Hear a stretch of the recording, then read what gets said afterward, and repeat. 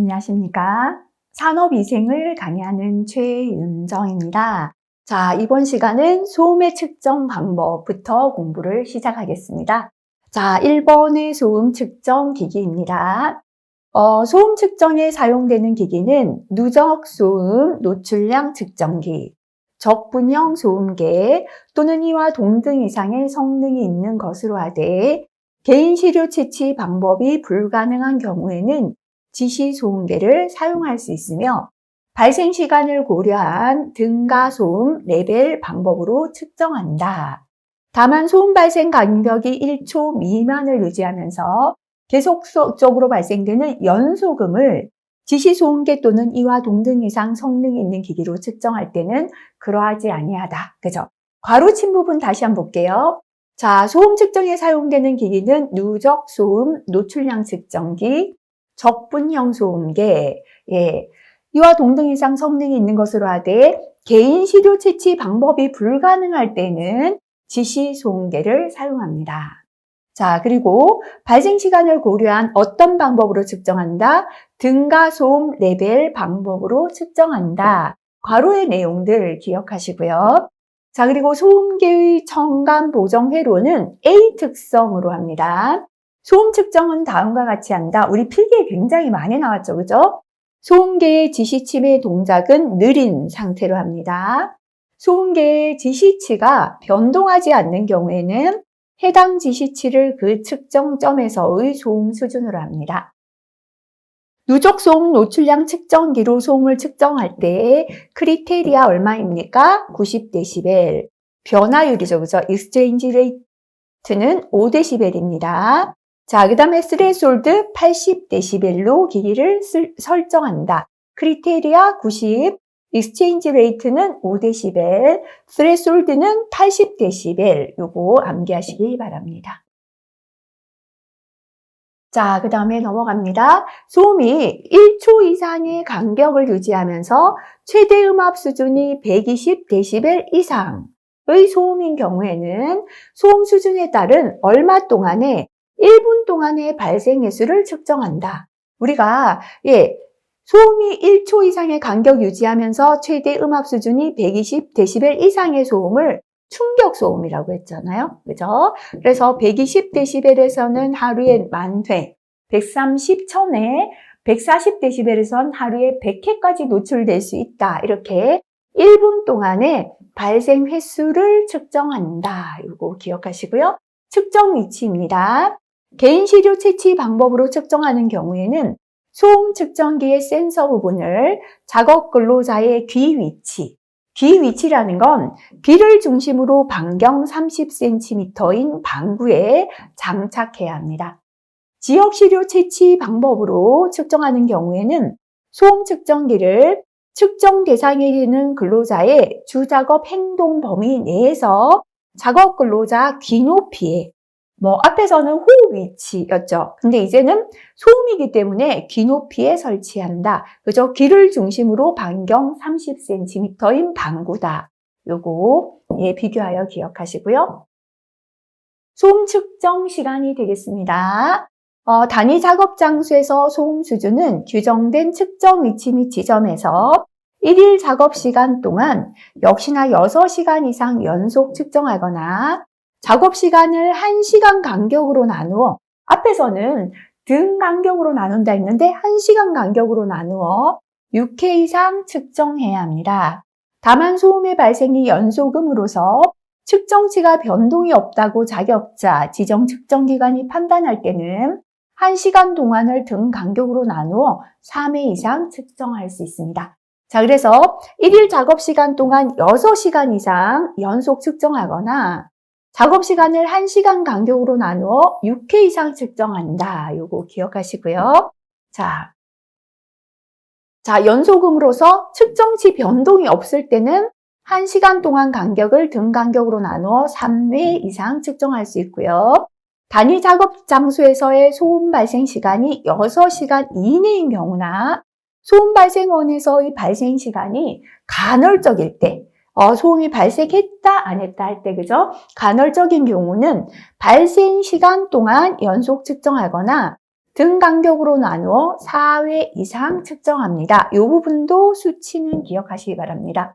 소음 발생 시간이 6시간 이내일 때는 6시간 이내이거나 간헐적일 때는 발생 시간 동안 연속 측정하거나 등 간격으로 나누어 6회가 아니라 4회 이상 측정할 수 있겠습니다. 다음 고열의 측정 방법 넘어가겠습니다. 네, 고열 측정 기기입니다.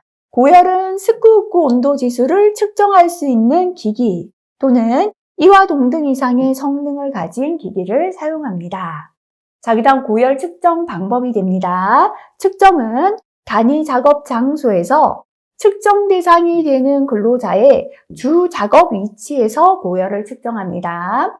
측정기의 위치는 바닥면으로부터 얼마 이상, 50cm 이상, 얼마 이하, 150cm 이하 위치에서 측정합니다.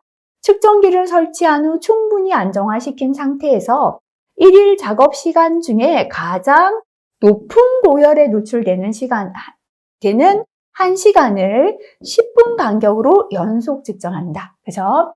자, 그래서 고열은 측정 대상이 되는 근로자의 주 작업 위치에서 하고요. 바닥면으로부터 50cm 이상, 150cm 이하 위치에서 측정하고 1일 작업 시간 중에 가장 높은 고열에 노출되는 1시간을 10분 간격으로 연속 측정한다. 이 부분 기억하시면 되겠습니다. 자, 우리 앞에서도 했지만요. 별표 3개짜리 굉장히 단골로 잘 나옵니다. 스쿠후쿠 온도 지수의 산출 공식이 되겠습니다. 옥외 또는 태양 광선이 내리쬐는 장소. 자, 옥에는 태양이 있기 때문에 건고 온도가 있다라고 외우자 그랬고요. 자, WBGT 도시는 0.1 곱하기 자연 습구 온도 플러스 0.2 곱하기 흑구 온도 플러스 0.1 곱하기 건구 온도가 공식이 되겠습니다. 옥내 또는 옥외인데요. 태양 광선이 내리쬐지 않는 장소가 되겠습니다. WBGT 도시는 자, 옥내 또는 태양 광선이 없는 옥이기 때문에 태양이 없죠. 건구 온도 없다 했습니다. 그죠? 0.7 곱하기 자연 습구 온도 플러스 0.3 곱하기 흑구 온도가 되겠습니다.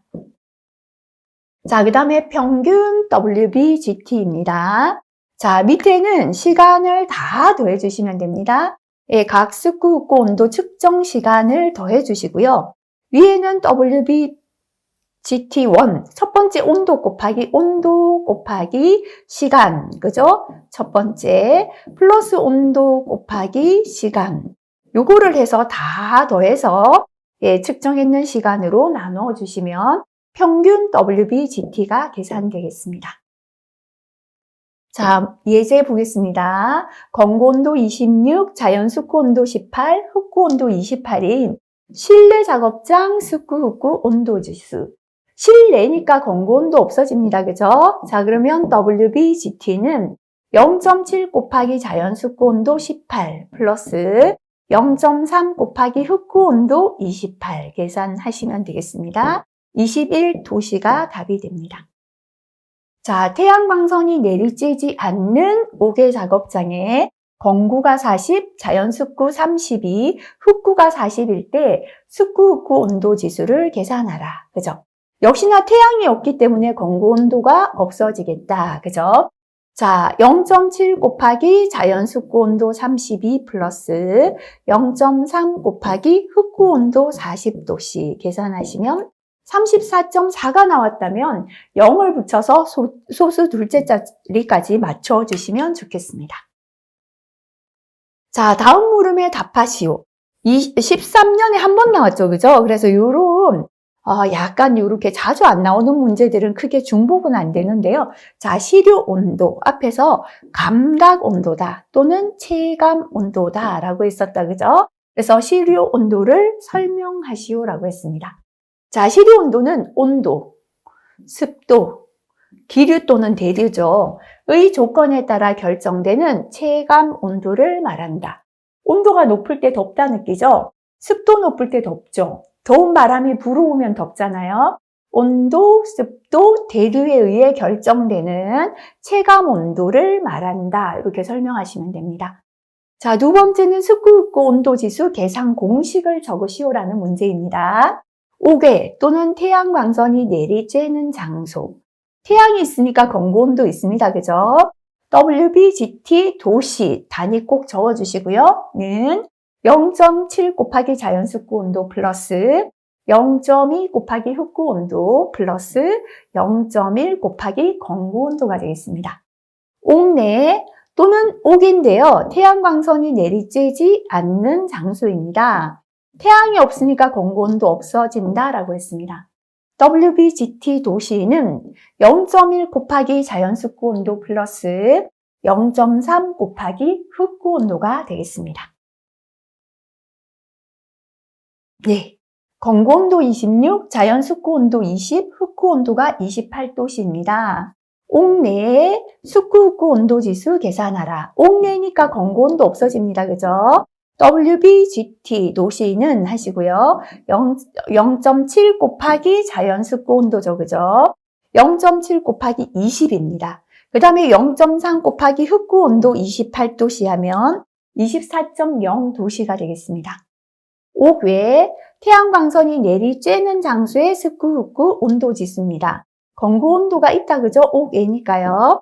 그래서 0.7 곱하기 자연습구 온도 20 플러스 0.2 곱하기 우리 흑구 온도죠. 그죠? 28도씨 0.1 곱하기 건고 온도 26도씨 하면 22.20도씨가 되겠습니다. 작업장에 고온의 영향평가를 위하여 고열을 측정하는 경우 측정기의 위치를 적어라. 측정기는요. 바닥면으로부터 얼마 이상, 50cm 이상, 얼마 이하, 150cm 이하의 위치에서 측정한다. 이렇게 설명하시면 되겠습니다. 자, 그 다음 예제입니다. 어느 작업자가 8시간 작업하는 동안 습구 온도 지수가 3시간 동안 31도씨, 4시간 동안 28도씨, 1시간 동안 26도씨였습니다. 평균 WBGT를 계산하라 했습니다. 그죠? 아까 밑에는 시간을 다 더해서 더한 시간을 넣어라 했는데요. 3시간, 4시간, 1시간 이거를 다 더해도 되고, 그죠? 이렇게 해도 상관없습니다. 3, 4, 1이니까요. 3시간 더하기 4시간 더하기 1시간. 지금은 8시간 작업한다 했으니까 바로 8을 대입해도 되고요. 그 다음은 시간 곱하기 온도다. 그죠? 3시간 곱하기 31도 플러스 4시간 동안 28도 플러스 1시간 동안 26도. 그죠? 요거를 계산하시면 평균 WBGT가 됩니다. 계산하면 28.88이고요. 단위는 도시 이렇게 붙여주시면 되겠습니다. 자, 그 다음에 라도는 시험에 아직 한 번도 나오진 않았습니다. 그런데 기준이 이제 추가가 되었기 때문에 우리가 한번 살펴봅니다. 사업장 내 라돈 농도 측정 주기입니다. 사업주는 다음 주기에 따라 라돈 농도를 측정해야 합니다. 라돈 농도에 현저한 변화가 있을 만한 상황이 발생한 경우에는 1개월 이내에 측정을 실시해야 합니다. 자, 1이다 그죠? 관심, 2는 주의, 3 위험이 됩니다. 관심, 주의, 위험이고요. 농도가 관심은 100 베크렐/미터 삼승입니다. 주의는 300, 위험은 600입니다. 100, 300, 600이 됩니다. 측정 주기는 관심 단계는 5년 주기, 주의는 2년 주기, 위험은 1년 주기로 합니다. 5년, 2년, 1년이 됩니다. 라돈 발생 물질을 직접 취급하는 사업장은 농도에 관계없이 1년 주기로 측정해야 합니다. 100 베크렐/미터 삼승 이하인 경우, 아까 관심 단계 이하일 때는 10년 주기로 측정합니다. 100일 때는 5년, 300, 2년, 600, 1년이죠. 그런데 라돈 발생 물질을 직접 취급할 때는 농도와 관계없이 1년 주기 하고요. 100 이하일 때는 10년 주기로 하면 된다라고 나와 있습니다. 자, 측정 방법입니다. 단기 측정, 장기 측정이 있습니다. 단기는 2에서 90일 기간 동안 라돈 농도 측정하는 경우입니다. 단기 측정 방법으로 측정한 결과가 300을 초과하는 경우에는 장기 측정 방법으로 추가 측정해야 합니다. 자, 그 다음에 라돈 발생 물질 취급 작업장은 2에서 7일 동안 측정합니다. 자, 발생 물질을 취급하는 작업장은 2에서 7일 동안 측정합니다. 그죠? 장기 측정은 짧게는 90일에서 길게 1년간 측정하는 경우를 말하겠습니다. 측정기기 선택입니다. 단기 측정은 충전막 전리암 측정기 또는 이와 동등한 측정기기 이용합니다. 장기 측정은 알파 비적 검출기 또는 이와 동등한 측정기기를 사용합니다. 그래서 충전막 전리암 측정기, 알파 비적 검출기 이용한다는 거. 자, 그 다음에 시료 채취 수가 되겠습니다. 시료 채취 수는 작업 장소별 2개 이상입니다. 중복 측정은 전체 시료 수의 10%인데요. 최소 1개 이상 최대 50개 이내에서 전체 시료 수의 10% 이내 중복 측정합니다. 공시료는 전체 시료 수의 5%입니다. 최소 1개 이상 최대 25개 이내. 그죠? 자, 일단 요거 지금 암기보다는 이런 게 있었다 정도 한번 보고 지나가 보도록 할게요. 측정 시 유의사항입니다. 측정 시에는 습도, 온도, 환기 조건을 기록하고요. 측정기의 위치는 바닥으로부터 1.2에서 1.5m 위치에 설치하고, 왜냐하면 라돈은 바닥에서 이렇게 올라오니까 너무 높으면 안 되고요. 1.2에서 1.5m 위치, 그러니까 올라와서 우리 호흡기로 그죠 몸 안에 들어가기 때문에 호흡기 위치 정도 되겠습니다. 대상 물체로부터 10cm 이상 떨어진 곳에 설치합니다. 측정 장소에는 측정 중이라는 주의 표지 부착합니다. 측정 기기별로 권장하는 측정 기간 준수해야 합니다. 농도 수준에 따른 관리입니다. 가능한 낮은 수준의 라돈 관리, 그죠? 라돈 농도가 100 베크렐 per 미터 3승 이하로 유지되도록 사업주는 기술적, 경제적으로 가능한 범위 내에서 작업장 관리해야 되고요. 발생원을 밀폐하면 좋겠죠. 라돈 발생 원료 물질, 공정 부상물 등 취급 보관 장소에는 밀폐 장치 등을 설치하여 발생원을 차단하면 좋겠습니다. 유입되는 라돈이 외부에서 유입된다면 유입원을 차단해야죠. 그죠? 라돈 주요 유입원, 배수구 바닥의 틈, 건물의 갈라진 틈 등에 대하여 밀폐, 보강의 조치를 통해 라돈 유입을 막습니다. 그래서 라돈을 관리하는 건 가능한 낮은 수준의 라돈으로 100 베크렐 per 미터 3승 이하로 하고요. 발생원은 밀폐하고 유입원은 차단하고, 그 다음에 이제 환기입니다. 그죠? 전체 환기, 국소 환기. 그죠? 하는 게 좋고요. 그 다음에 라돈은 흡연 등 금지입니다. 라돈이 발생되는 작업장 내에서는 흡연을 금지. 왜냐하면 흡연을 하려면 마스크를 벗고 이렇게 하다 보면은 내부로 들어가게 되니까 흡연 금지이고요. 안전보건 교육, 근로자에게 라돈의 유해성, 안전보건 조치 사항 등을 교육합니다. 자, 그 다음에 이제 가스상 물질의 측정 방법으로 넘어가겠습니다. 검지관 방식의 측정입니다. 자, 검지관은요, 간단하게 이렇게 작업장에서 간단하게 측정할 수 있다 했죠. 이렇게 누르면 이제 이게 우리가 가스상 물질을 측정할 수 있는 방법. 굉장히 간단한 조사법이다라고 했습니다. 검지관 방식으로 측정할 수 있는 경우입니다.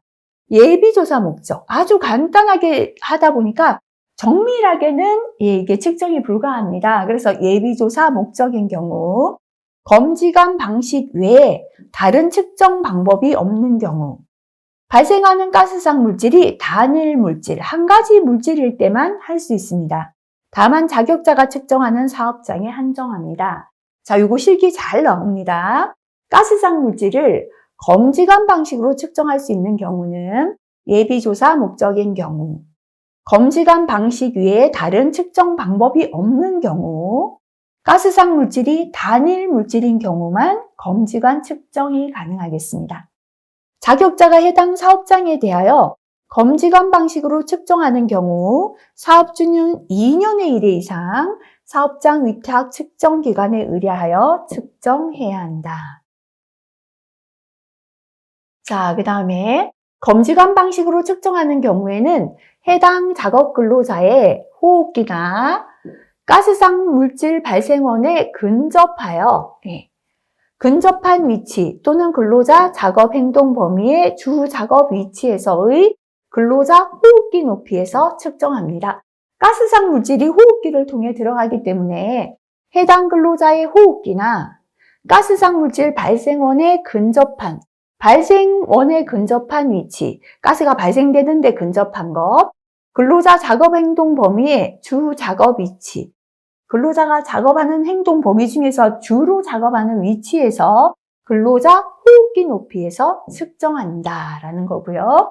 검지관 방식으로 측정하는 경우에는 1일 작업 시간 동안 1시간 간격으로 역시나 6회 이상 측정합니다. 자, 측정 시간마다 2회 이상 반복 측정하여 평균 값을 산출해야 합니다. 다만 가스상 물질의 발생 시간이 6시간 이내일 때는 작업 시간 동안 1시간 간격으로 나누어 측정할 수 있다. 그죠? 자, 1일 작업 시간 동안 1시간 간격으로 6회 이상 측정합니다. 측정 시간마다 2회 이상 반복 측정하여 평균 값을 산출하고요. 발생 시간이 6시간 이내일 때는 작업 시간 동안 1시간 간격으로 측정합니다. 예제 보겠습니다. 가스상 물질의 측정 방법 중 검지관을 사용하여 측정할 경우 측정 위치 3가지입니다. 첫 번째는 호흡기다, 그죠? 자, 해당 작업 근로자의 호흡기. 그 다음에 가스상 물질이 발생되는 주변이죠, 그죠? 가스상 물질 발생원에 근접한 위치. 그 다음에 근로자 작업 행동 범위의 주 작업 위치에서 근로자 호흡기 높이에서 측정한다 했습니다. 해당 작업 근로자의 호흡기, 가스상 물질 발생원에 근접한 위치, 근로자 작업 행동 범위의 주 작업 위치에서의 근로자 호흡기 높이 3가지가 되겠습니다. 가스상 물질을 측정하는 경우 검지관 방식으로 측정할 수 있는 경우 3가지입니다. 첫 번째 예비조사 목적인 경우, 두 번째 검지관 외에 다른 측정 방법이 없는 경우, 세 번째 발생하는 가스상 물질이 단일 물질인 경우 이렇게 3가지 가능합니다. 괄호 안의 내용은 적지 않아도 괜찮습니다. 자, 그 다음에 이번에는 입자상 물질의 측정 방법으로 넘어가겠습니다. 자, 성면이죠. 성면의 농도는 어떤 방법으로? 여과 채취 방법으로 측정, 걸러내는 거죠, 그죠? 하고 개수 방법, 개수를 세는 거죠, 그죠? 또는 2와 동등 이상의 분석 방법으로 분석합니다. 광물성 분지는 역시나 여과 채취 방법으로 측정하고 석영, 크리스토바라이트, 트리디마이트를 분석할 수 있는 적합한 방법으로 분석합니다. 다만 규산염과 그 밖의 광물성 분지는 규산염과 그 밖의 광물성 분지는 중량 분석 방법으로 분석합니다. 자, 용접 퓨움도 역시나 여과 채취 방법으로 측정하되 용접 보완면을 착용한 경우에는 어디에서? 그 내부에서 시료를 채취하고 중량 분석 방법과 원자후광 광두계 또는 유도혈압 플라스마를 이용한 방법으로 분석합니다. 용접 퓨움은 여과 채취 방법으로 측정하되 보완면 착용했을 때는 그 내부에서 시료 채취합니다.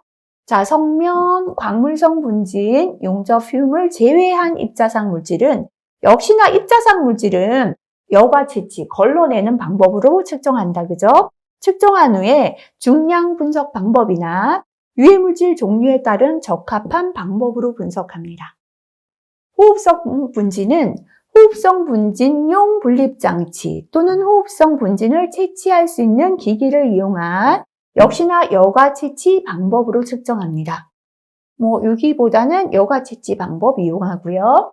흡입성 분진은 흡입성 분진용 분립장치 또는 흡입성 분진을 채취할 수 있는 기기를 이용한 여과 채취 방법으로 측정한다. 자, 이렇게 입자가 있는 입자상 물질, 먼지들은 다 걸러내는 여과 채취 방법을 사용하고 있습니다.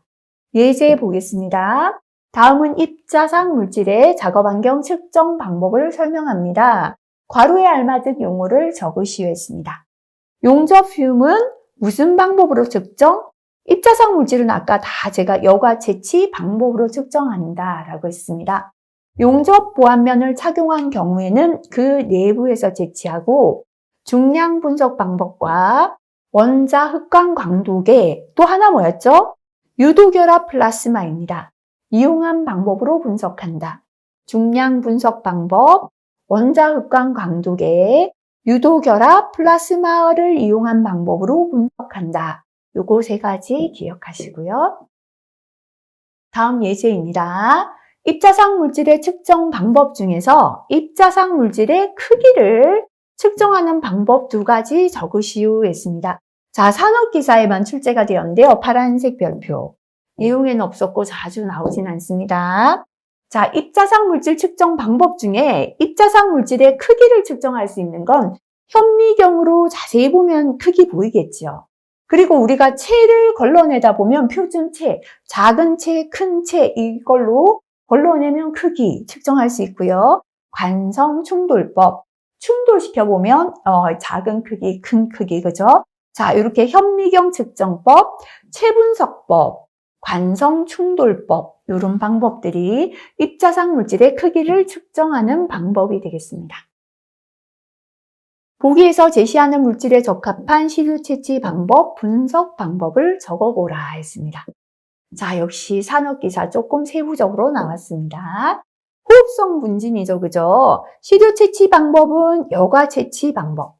어쨌거나 입자상 물질, 성명, 광물성 분진, 용접 흄을 제외했다, 그죠? 역시나 여과 채취 방법. 그 다음에 용접 흄이다, 그죠? 여과 채취, 성명도 여과 채취. 그래서 입자상 물질을 채취하는 건 전부 다 여과 채취입니다. 자, 그러면 분석하는 방법 볼게요. 호흡성 분진은 중량 분석 방법. 먼지의 무게를 다는 거죠. 중량 분석이고요. 입자상 물질인데 성명, 광물성 분진, 용접 흄을 제외한 입자상 물질은 역시나 중량 분석 방법. 자, 그 다음에 용접 흄이다, 그죠? 중량 분석 방법이 있었고요. 아까 원자 흑광 광도계, 유도결합 플라스마로 분석한다라고 했습니다. 성면은 중량을 다하는 게 아니라 숫자를 세웠죠. 개수 방법. 그죠? 그래서 중량 분석 방법은 다 들어가 있습니다. 성면만 개수 방법이고요. 그 다음에 용접 흄은 중량 분석, 원자 흑광 광도계, 유도결합 플라스마로 분석한다. 자, 넘어가도록 하겠습니다. 네, 그 다음에 시료 분석 기술에서 보정을 보도록 할게요. 보정은 측정 및 분석 과정에서의 오차를 줄이기 위해 특정 조건에서의 표준값과 측정 기구값 사이의 상관관계를 설정하는 것을 말한다. 자, 오차를 줄이기 위하여 보정한다 정도 기억하시면 되겠습니다. 자, 그 다음에 1차 표준기구와 2차 표준기구입니다. 자, 1차 표준기구란 이건 중요합니다. 별표 2개에서 3개짜리입니다. 1차 표준기구는 물리적 차원인 공간의 부피를 직접 측정할 수 있는 표준기구를 말합니다.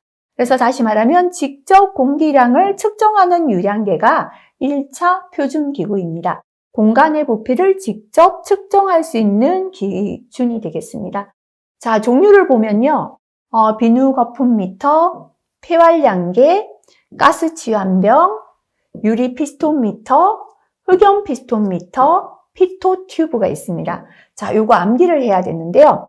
1차 표준기구, 1차, 그죠? 비누로 폐활량 재고, 비누를 이용해서 폐활량을 쟀고요. 가스 치환하여, 이제 폐활량을 쟀다면 가스를 넣어서 치환을 해서 유리 흑연을 먹였더니 피토했다. 말은 안 돼도 이렇게 외워볼게요. 1차 비누로 할 때,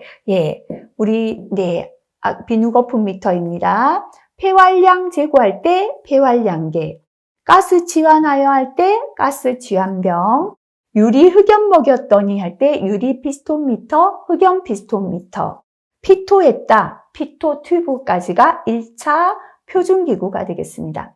1차 비누로 폐활량 제고, 가스 치환하여 유리 흑연 먹였더니 피토했다. 일단 이렇게 암기하겠습니다. 자, 그 다음에 2차 표준기구입니다. 아까 1차 표준기구는 공간의 부피를 직접 측정할 수 있다라고 했는데요. 2차 표준기구는 공간의 부피를 직접 측정할 수 없으며 주기적으로 1차 표준기구를 기준으로 보정해서 사용해야 하는 기구입니다. 그래서 공간의 부피를 직접 측정할 수 없고 1차 표준기구를 보정해서 사용하는 기구를 2차 표준기구라고 합니다. 역시나 종류 별표 3개입니다. 자, 이거는 암기를 이렇게 할게요. 2열로 할 때 2차 표준기구입니다. 2열로 할 때 로가 로타미터입니다. 이게 열은 열성 기류계, 그죠? 예, 2차 기구고요. 열은 열성 기류계, 로는 로타미터. 걸어가는은 건식 가스미터입니다. 습관 테스트하는 할 때 습식 테스트미터가 되고요. 오리는 오리피스입니다. 오리가 있는데 2열로 걸어가는 습관을 테스트하는 오리다. 이렇게 기억하시면 됩니다. 그래서 2열로 할 때 열은 열성 기류계, 로는 로타미터, 걸어가는 건식 가스미터, 습관 테스트하는 습식 테스트미터, 오리피스미터까지가 2차 표준 기구가 되겠습니다. 예제 보겠습니다. 유량 및 용량을 보정하는 데 사용되는 장치 중에 2차 표준기구 종류 4가지 적어라. 2열로 할 때 열성 기류계, 로타미터, 걸어가는 건식 가스미터, 습관 테스트하는 습식 테스트미터, 오리피스미터까지가 2차 표준기구입니다. 자, 그 다음에 이번에는요, 1차 표준기구 종류 4가지 적어라. 그죠? 1차 비누로 할 때 비누 거품미터, 폐활량 제고, 폐활량계, 가스 치환하여, 가스 치환병, 유리 흑연 먹였더니, 유리 피스톤미터, 흑연 피스톤미터, 피토했다, 피토 튜브까지 1차 표준기구였습니다. 자, 유량 및 용량을 보정하는 데 사용되는 1차 표준기구, 2차 표준기구 정의와 정확도를 설명하라 했습니다. 자, 1차 표준기구는요, 공간의 부피를 직접 측정할 수 있는 기구다 또는 직접 공기량을 측정하는 유량계다 해도 되고요. 정확도는 플러스 마이너스 1% 이내입니다. 아까 요거 빠졌는데 파란색 별표, 정확도 잘 묻진 않지만 기억합니다. 자, 그 다음에 2차 표준기구입니다. 공간의 부피를 직접 측정할 수 없으며 1차 표준기구를 기준으로 보정해서 사용해야 하는 기구다 하시고요. 정확도는 플러스 마이너스 5% 이내입니다. 1차 표준기구는 플러스 마이너스 1% 이내, 2차 표준기구는 정확도가 플러스 마이너스 5% 이내가 되겠습니다. 37번 볼게요. 유량 및 용량을 보정하는 데 사용되는 장치 중에 1차 표준기구, 2차 표준기구 종류를 한 가지씩 적고 정확도 적어라 했습니다. 정확도가 동일한 거 기억할게요. 1차 표준기구에서 피토에 딸 때 피토 튜브 정확도 플러스 마이너스 1%입니다. 2차 표준기구에서 건식가스미터 역시나 정확도 플러스 마이너스 1%입니다. 요 정확도 잘 안 묻기 때문에요. 요거 나왔는 것만 일단 기억할게요. 전체 다 암기하시는 것보다. 피토 튜브 플러스 마이너스 1%, 건식 가스미터 플러스 마이너스 1%, 요거 추가 기억하겠습니다. 자, 그 다음에, 비누 거품 미터입니다. 유량이다, 그죠? 유량인데요.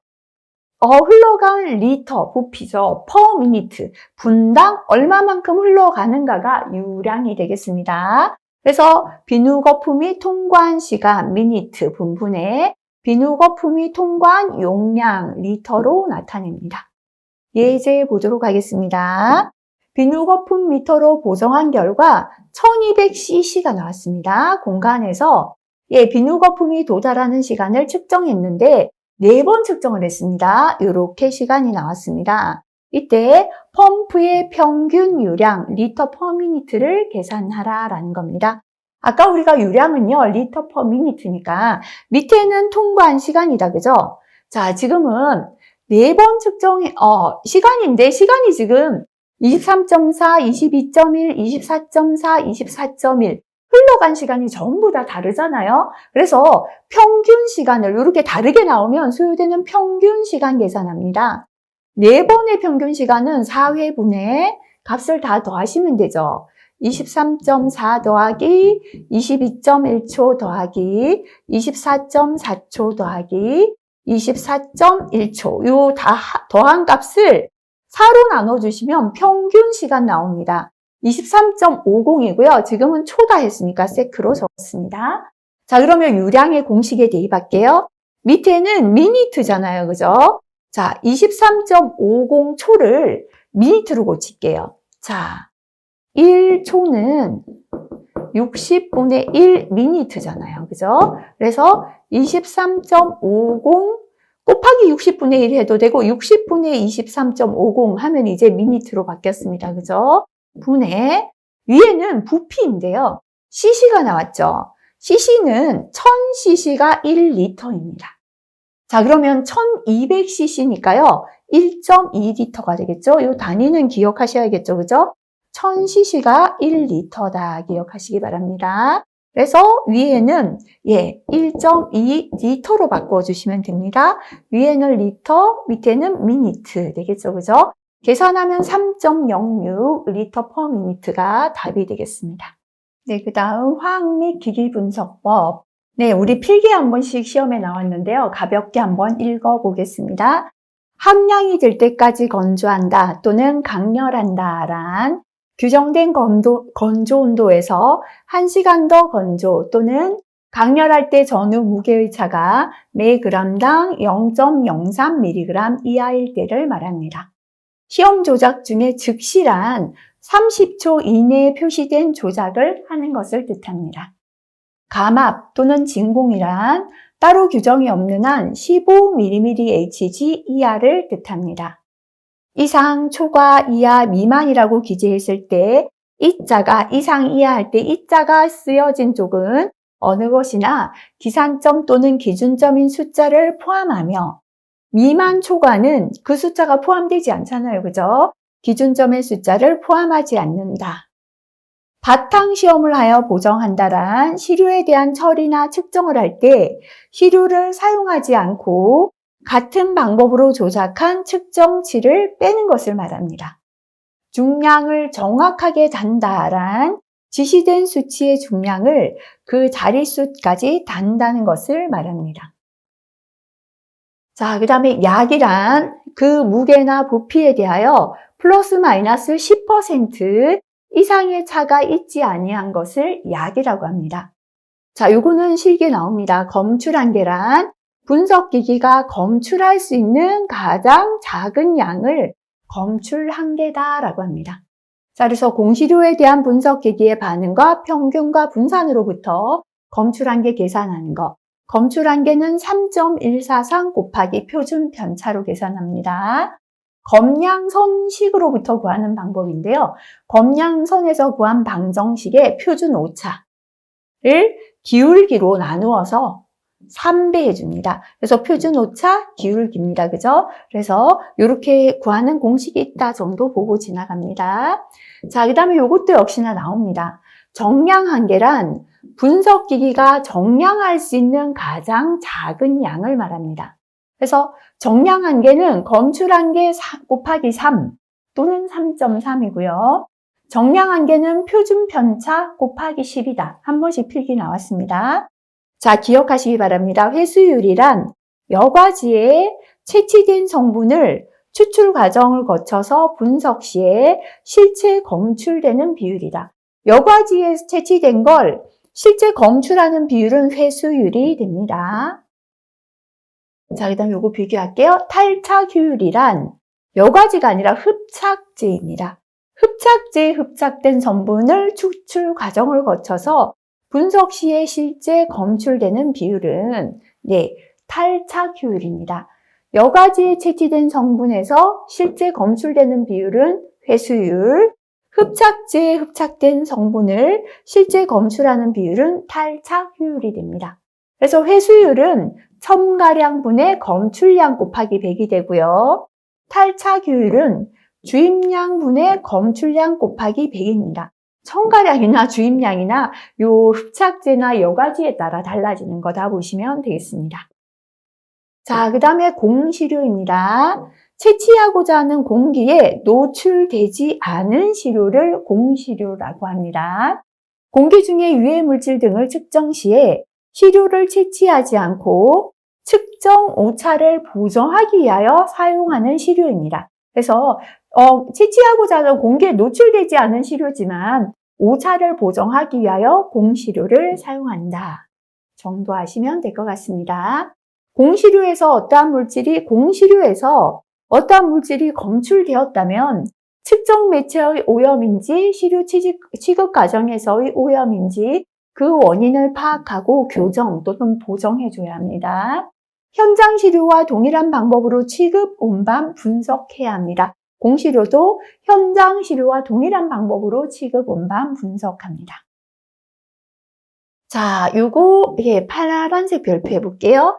킬레이트 적정법의 종류를 4가지 적어라. 의외로 그죠? 작년에도 출제가 되었습니다. 우리가 적정이다라는 건 농도를 알고 있는 표준 용액을 이용하여 농도를 모르는 용액 속에 존재하는 용질과 완전히 반응하는 데 소모된 표준 용액의 양을 측정해서 농도를 결정하는 방법입니다. 그런데 그 중에서 킬레이트 적정법은 금속 이온이 킬레이트 시약과 반응에 의하여 킬레이트 화합물이 생성되는 원리를 이용해서 정량하는 방법입니다. 자, 이게 무엇이다는 중요하지 않고요. 시험에는 킬레이트 적정법의 종류를 4가지 적어라. 그죠? 자, 나머지 다른 적정에 대해서 문제 나오지 않았기 때문에요. 답만 기억합니다. 킬레이트 적정법은 시환적정법, 역적정법, 직접적정법, 간접적정법이 있습니다.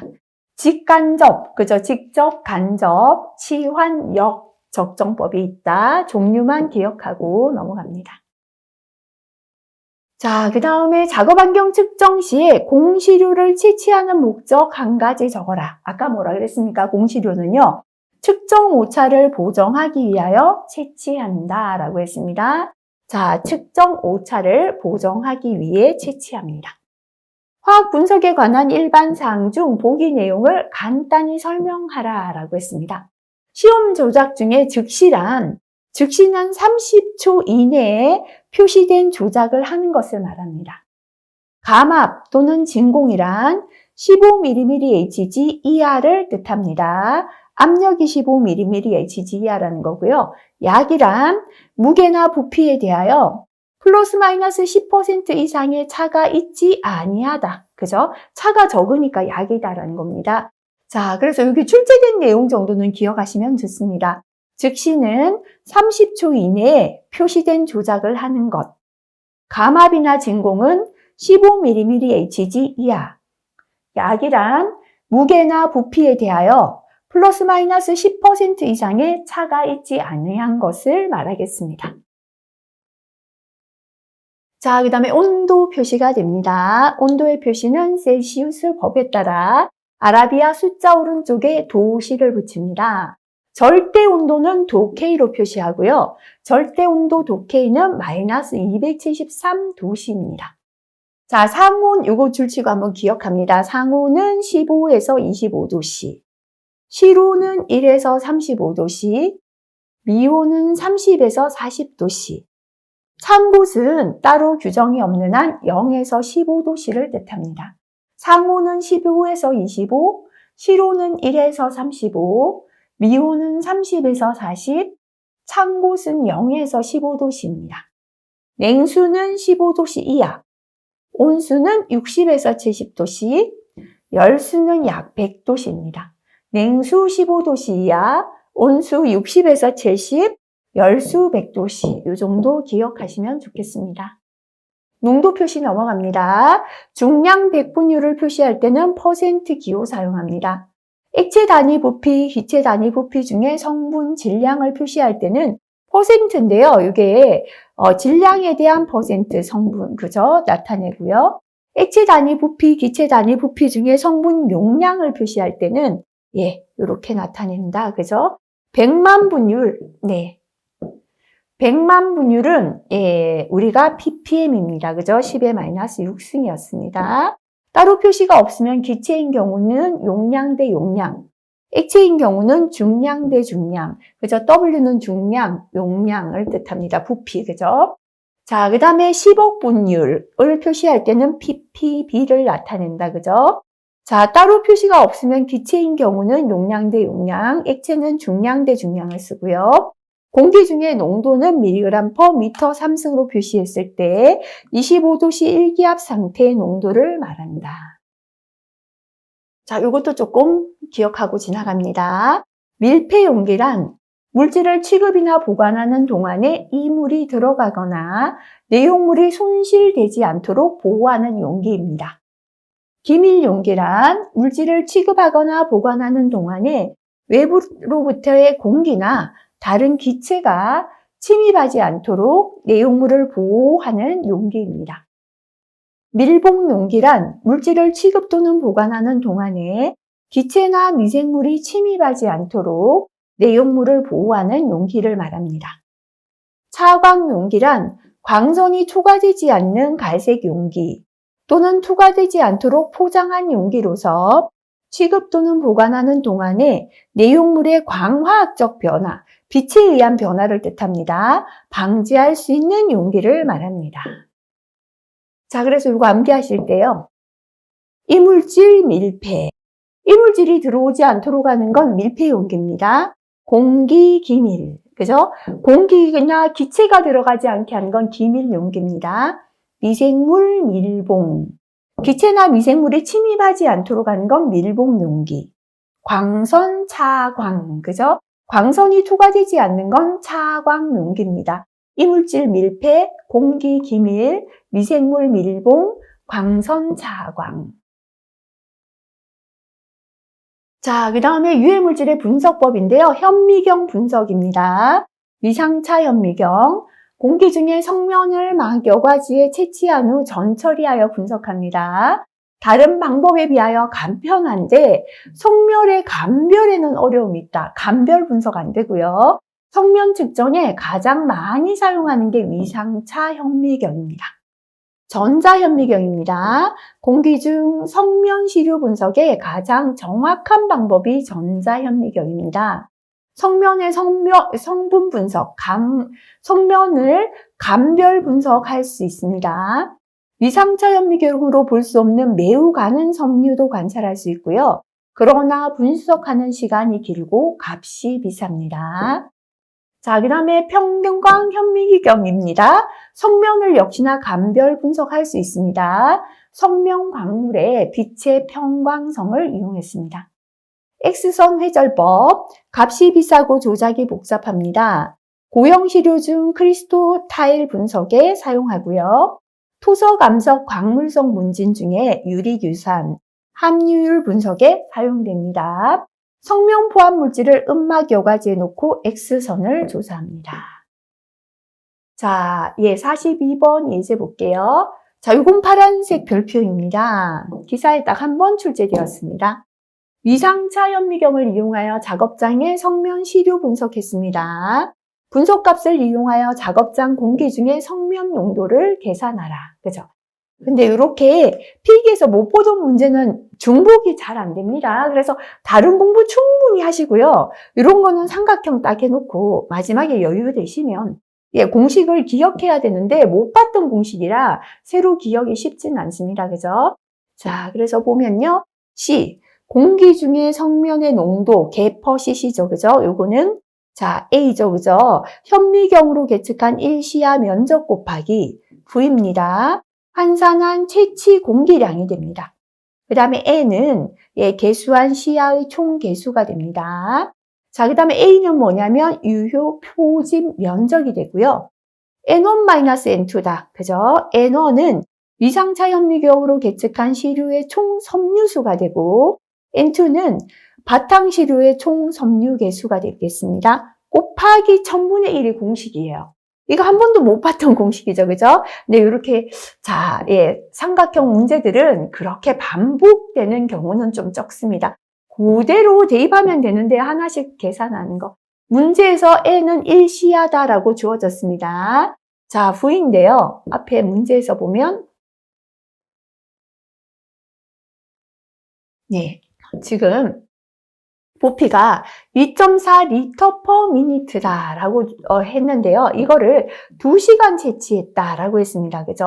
그래서 지금 현재 공개 부피는 2.4리터 per minute인데 요거를 리터만 있어야 공개 부피잖아요. 미니트를 없애기 위하여 채취 시간 2 곱하기 60분 2시간 채취했는 걸 곱해서 288리터입니다. 자, 그 다음에 A는 주어졌습니다. 그죠? A는 문제에서 보면 자, 우리 A가 일시야 면적이다 했는데요. 시야 한 개당 개수 면적 주어진 값 0.00785를 대입한 것이고요. 자, 그 다음에 N1-N2다. 그죠? 요것도 문제에 보면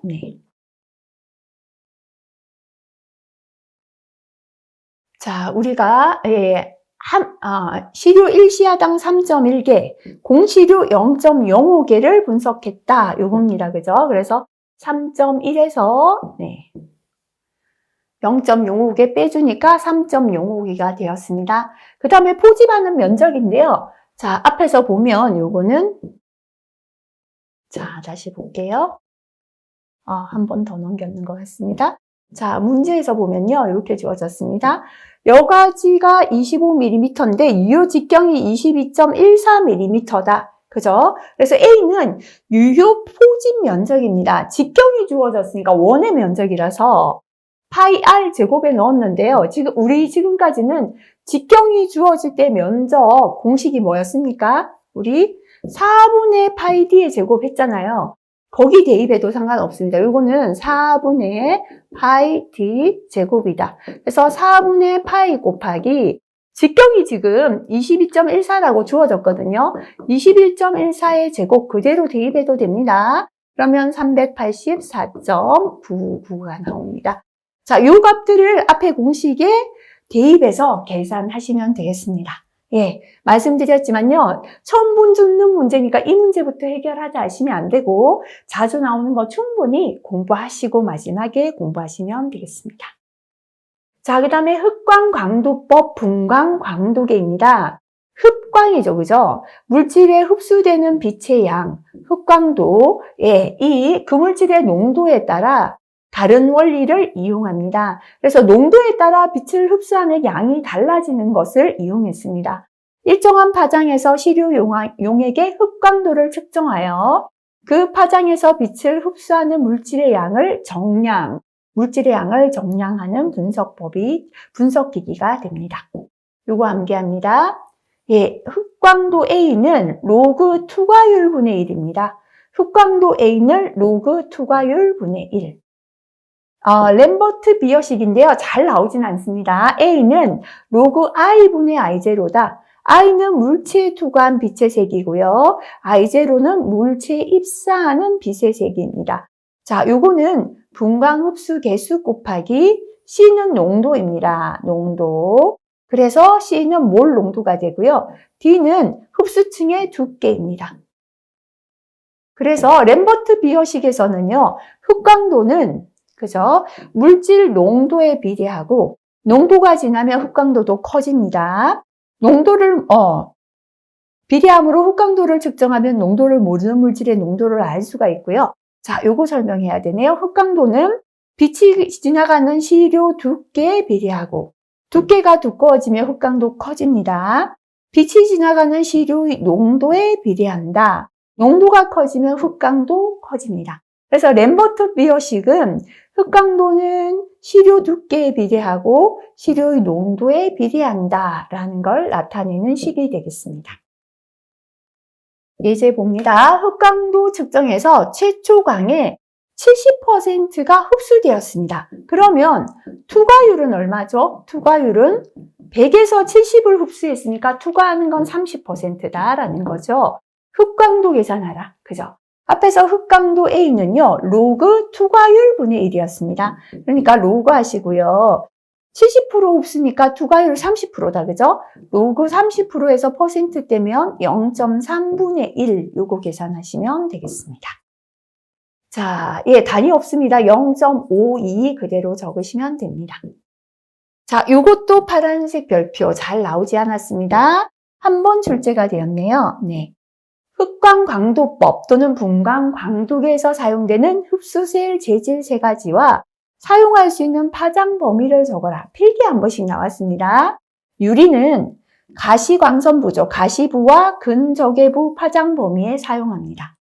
석영은 자외부 파장 범위입니다. 플라스틱재는 근적외부 파장 범위입니다. 그래서 석영 자외부, 플라스틱재 근적외부, 유리는 가시부와 근적외부입니다. 석영 자외부, 플라스틱재 근적외부, 유리는 가시부와 근적외부의 파장 범위에 사용할 수 있습니다. 자, 그 다음에 흑광광도법에 적용하는 램버트 비어 법칙을 설명하라. 역시나 잘 안 나오는 거 그죠? 한번 딱 출제되었습니다. 자, 좀 전에 봤습니다. 흑광도는 빛이 지나가는 시류 두께에 비례하고 빛이 지나가는 시류 농도에 비례한다. 흑광도는 시류 두께와 농도에 비례한다. 이렇게 설명하면 되겠습니다. 자, 그 다음 보기 설명에 해당하는 분석기기 명칭을 적으시오 했습니다. 물질에 흡수되는 빛, 예, 흑광도잖아요. 그죠? 빛의 양, 흑광도가 물질의 농도에 따라 다른 원리를 이용하여 일정한 파장에서 시료 용액의 흑광도를 측정하여 그 파장에서 빛을 흡수하는 물질의 양을 정량하는 분석기기다. 바로 분광광도계 또는 빛을 흡수하는 그저 흑광광도계다라고 적으시면 됩니다. 그리고 문제들도 한 번씩밖에 출제되지 않았습니다. 자, 이번에는 원자흑광광도법이 됩니다.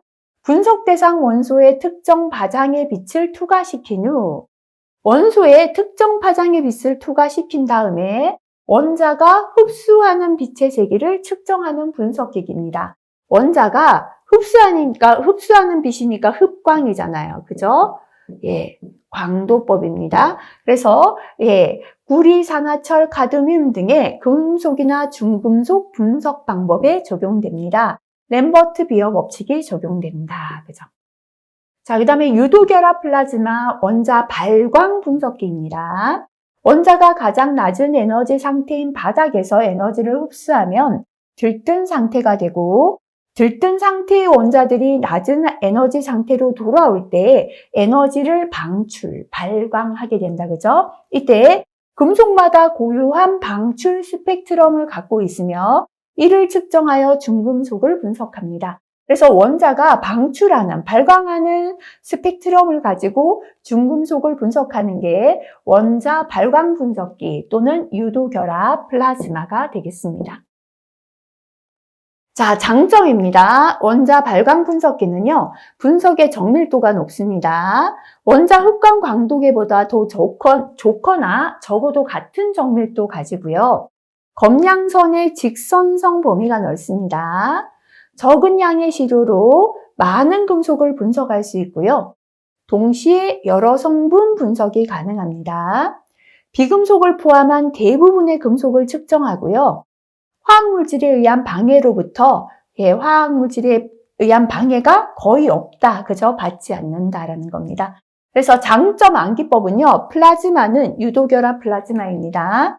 정밀도 높고 직선성 넓고 한꺼번에 많은 금속, 동시에 여러 성분 분석한다. 그죠? 플라즈마는 정밀도 높고 직선성 넓고 한 번에 많은 금속, 동시에 여러 성분 분석한다. 이렇게 장점 암기하시고요. 단점입니다. 원자들은 높은 온도에서 많은 복사선을 방출함으로써 분광학적 방해 영향이 있을 수 있고요. 아르곤가스를 소비하기 때문에 유지 비용이 많이 들고 기기 구입 가격이 높습니다. 컴퓨터 처리 과정에서 교정을 요하고요.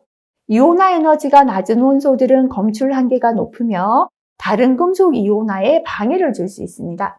아까 화학물질에 의한 방해는 거의 없다라고 했지만 분광학적 방해 영향은 있을 수 있다는 게 단점입니다. 자, 그 다음에 크로마토그래피입니다.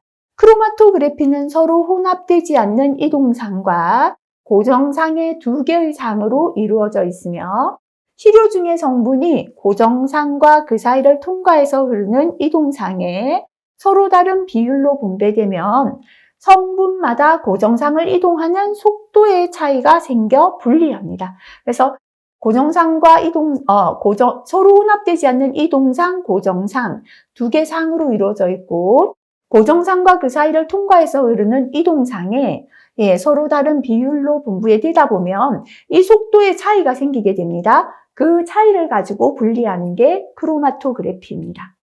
크로마토그램입니다. 크로마토그래피에 의해 분리되어 나오는 물질의 변화를 시간에 따라 나타낸 그래프, 그죠? 물질의 변화를 시간에 따라 나타낸 그래프를 크로마토그램이라고 합니다. 분해능입니다. 아주 작은 차이를 분별해낼 수 있는 분석기기의 능력입니다. 분해해내는 능력이 분해능이죠. 그래서 아주 작은 차이를 분별해낼 수 있는 분석기기 능력이 되고요. 얼마나 세밀한 분석을 할 수 있는지를 나타내는 능력입니다. 분리관은 시료 혼합물이 단일 성분으로 분리되어지는 곳입니다. 혼합물이 단일 성분으로 분리되는 곳을 분리관이라고 하고요. 기체 크로마토그래피에서는 가장 중요한 부분입니다. 자, 이 부분 별로 시험에 안 나오기 때문에 가볍게 보고 지나갑니다.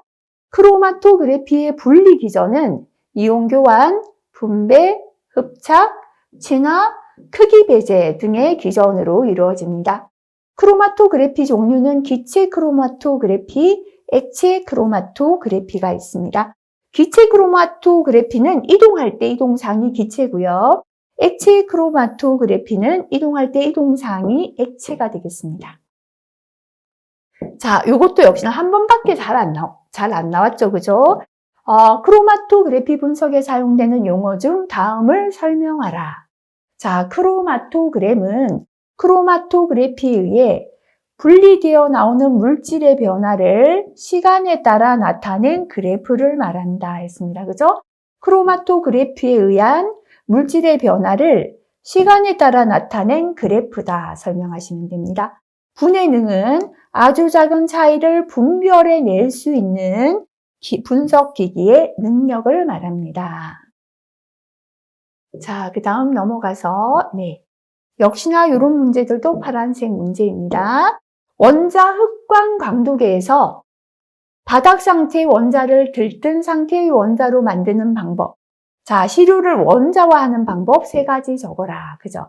자, 원자 흑광 강도계에서 원자를 들뜬 상태의 원자로 만드는 방법 또는 시료를 원자화하는 방법입니다. 불꽃 원자화법, 전열 원자화법, 글로우 방전 원자화법, 수소화물 생성 원자화법, 찬증기 원자화법 있습니다. 3가지 적어라 했기 때문에 한 3가지만 기억할게요.